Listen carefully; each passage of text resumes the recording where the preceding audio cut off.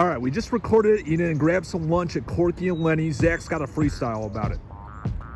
All right. Hey, everybody.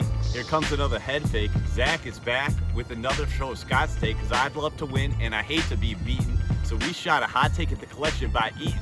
Then we grabbed some grub at Corky and Lenny's Bistro. It was all recorded by the legend Roger Mitro. Now I'm going to step back on Wolf Den's Ticket Time Machine. Goodbye, everybody. Remember, stay lean and clean.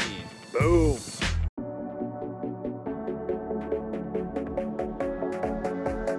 What is good, everybody? You know, we got Roger Mitro, class of 98, Orange High School, with Zack Price here. What? He's the one that told me to contact Zach with Scott 6 at Lifetime Fitness. We're on the fitness journey. Roger's looking great. And you know what? Zach is back in town. It's great to get some face-to-face with the GOAT as I talk to him. I can't even keep track of all the shows he's on. He texts me at 4, he texts me at 5, he texts me at 2 a.m. I'm on this show, that show. He's just all over the place, Zach. What is going on? Welcome back to the land. Thank you. It's so good to be back. You see, I got my Browns hoodie and my Cleveland Cavaliers hat, which I've been known to wear a lot these days with the Cavs making their run. I'm just proud to be in Cleveland. It's where I came from. Cleveland is the city where we come from, so run, Bone Thugs, you know. Always representing the CLE. Always representing the CLE, just getting back from All-Star Weekend here in Cleveland, and it was lit. I mean, Zach was at all the events, I was at the practice, celebrities everywhere.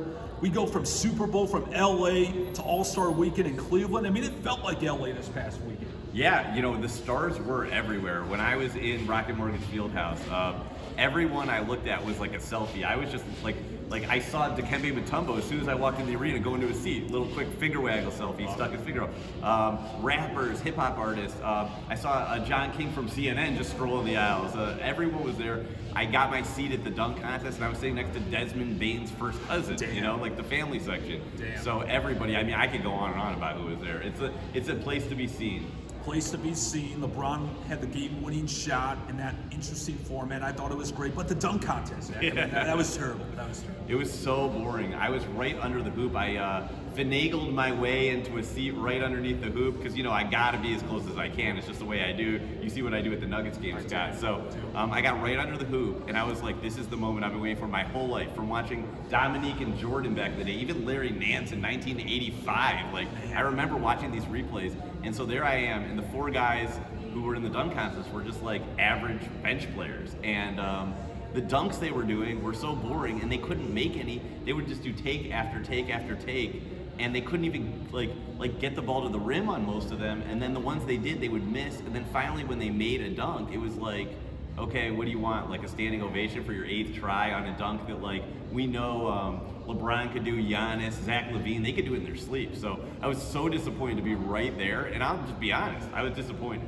You know, it's not rocket science, Zach, for Adam Silver, the commissioner, just to throw out like $10 million who wins a dunk contest, tie in charity, and get these damn stars in the dunk contest. Yeah. It's not complicated. Right? Could you imagine LeBron James, even at his age, he still throws it down. He still gets up when he wants to. I know they're afraid to get injured probably on those things, but come on.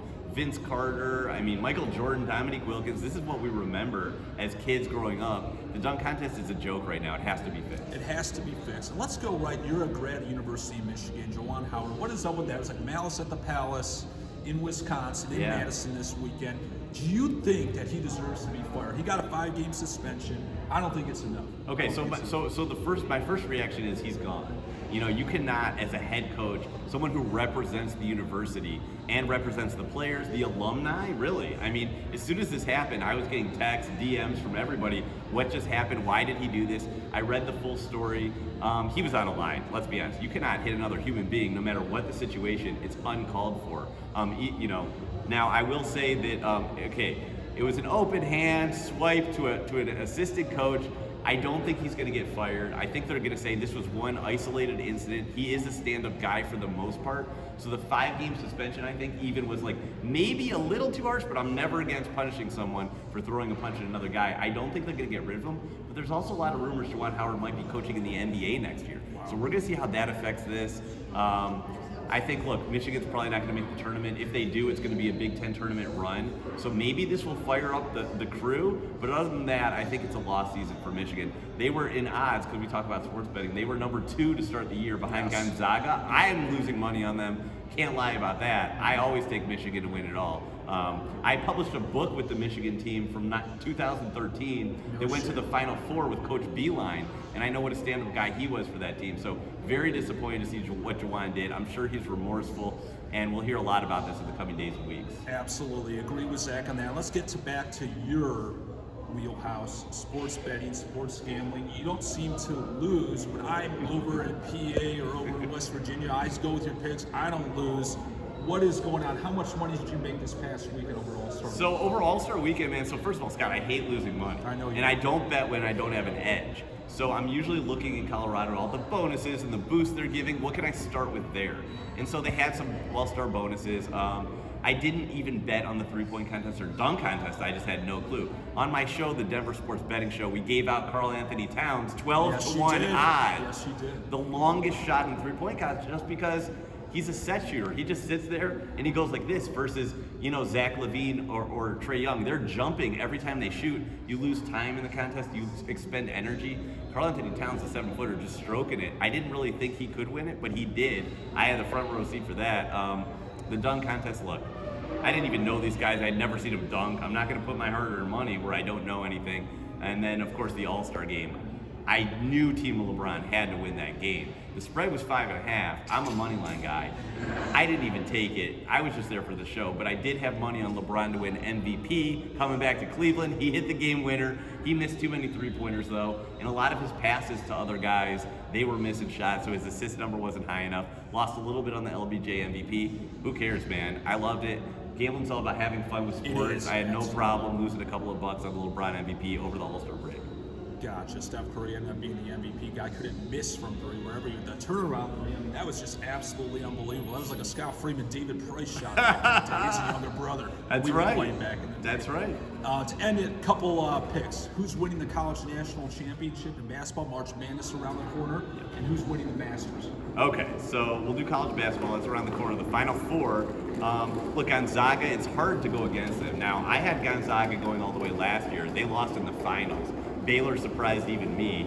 Lost a little money on the futures there. Oh boy, it's hard to go against those two teams this year. Baylor's strong. They have that championship pedigree now. Gonzaga, always strong. Number one in the country right now, 5 to 1 odds.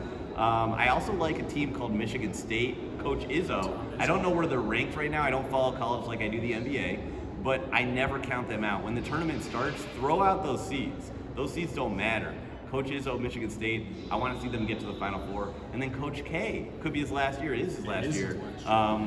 They're going to play with everything they got. Leave it all on the floor for that guy. One of the greats to do it ever. The floor is named after him. He's not even retired. Imagine if the court was named after Scotty Freeman Court and you're still young and coaching. It's crazy. So I'm going to go Duke, Michigan State, Gonzaga, and Baylor. I'm going to go with Baylor to win it all in a repeat. Baylor to win it all. Masters, oh boy. That's the tougher one because there's like 85 people in the tournament. Who are you going to pick? Tiger might not even play because he's injured. Of course, he's a long shot at this point. Who am I going to take in the Masters? You know what? There's a guy named Dustin Johnson who's won the Masters. He won the November Masters, the only one that ever happened. He's playing terrible right now. He just missed the cut this past week in Riviera. Of course, he normally plays well at.